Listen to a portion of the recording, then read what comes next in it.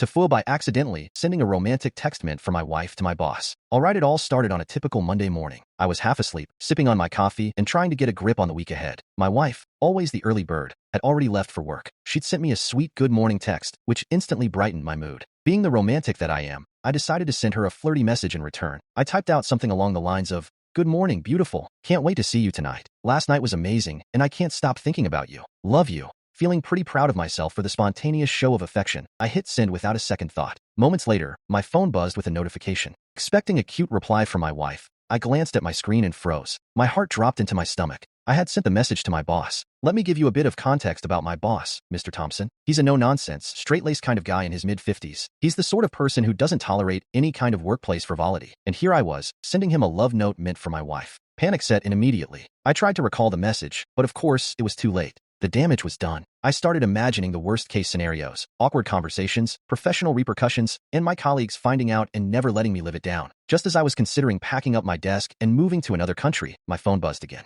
It was a message from Mr. Thompson. With trembling hands, I opened it. "Good morning, Johnson. While I appreciate the sentiment, I believe this message was intended for someone else. Please be more careful in the future. See you in the 10 a.m. meeting." I could feel the blood rushing to my face. Mortified, I quickly typed out an apology, explaining the mix-up and assuring him it wouldn't happen again. His response was curt but understanding, indicating he was willing to let it slide this time. However, the 10 a.m. meeting was another story. As soon as I walked into the conference room, all eyes were on me. Mr. Thompson gave me a brief, knowing look but didn't say anything. It seemed he had decided to keep this little incident between us, but the tension in the room was palpable. For the rest of the day, I was on edge, expecting someone to bring it up, but no one did.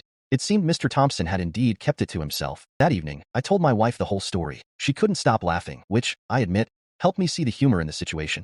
In the end, I learned a valuable lesson. Always double-check your recipient before hitting send. And maybe save the romantic text for when I'm not half asleep. While it was a mortifying experience, it didn't end up ruining my career, and it gave my wife and me a good laugh. Just another day in the life, I suppose.